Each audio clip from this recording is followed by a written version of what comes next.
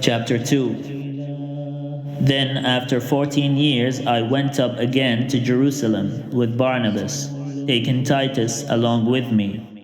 I went up in response to a revelation. Then I laid before them, though only in a private meeting with the acknowledged leaders, the gospel that I proclaim among the Gentiles, in order to make sure that I was not running or had not run in vain. But even Titus, who was with me, was not compelled to be circumcised, though he was a Greek. But because of false believers, secretly brought in, who slipped in to spy on the freedom we have in Christ Jesus, so that they might enslave us. We did not submit to them even for a moment, so that the truth of the gospel might always remain with you. And from those who were supposed to be acknowledged leaders, what they actually were makes no difference to me. God shows no partiality. Those leaders contributed nothing to me. On the contrary, when they saw that I had been entrusted with the gospel for the uncircumcised, just as Peter had been entrusted with the gospel for the circumcised, for he who worked through Peter, making him an apostle to the circumcised, also worked through me in sending me to the Gentiles. And when James and Cephas and John, who were acknowledged pillars, recognized the grace that had been given to me, they gave to Barnabas and me the right hand of fellowship, agreeing that we should go to the Gentiles and they to the circumcised. They asked only one thing, that we remember the poor, which was actually what I was eager to do.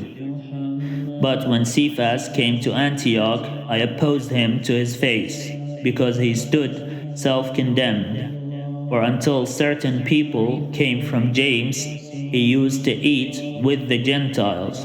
But after they came, he drew back and kept himself separate for fear of the circumcision faction.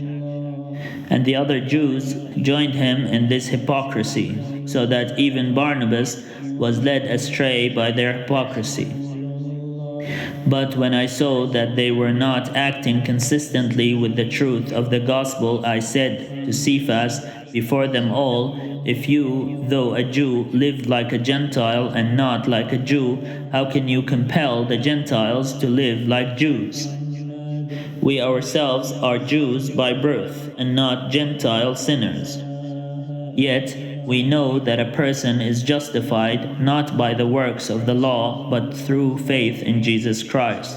And we have come to believe in Christ Jesus, so that we might be justified by faith in Christ, and not by doing the works of the law, because no one will be justified by the works of the law. But if, in our effort to be justified in Christ, we ourselves have been found to be sinners, is Christ then a servant of sin? Certainly not. But if I build up again the very things that I once tore down, then I demonstrate that I'm a transgressor. For through the law I died to the law, so that I might live to God. I have been crucified with Christ, and it is no longer I who live, but it is Christ who lives in me.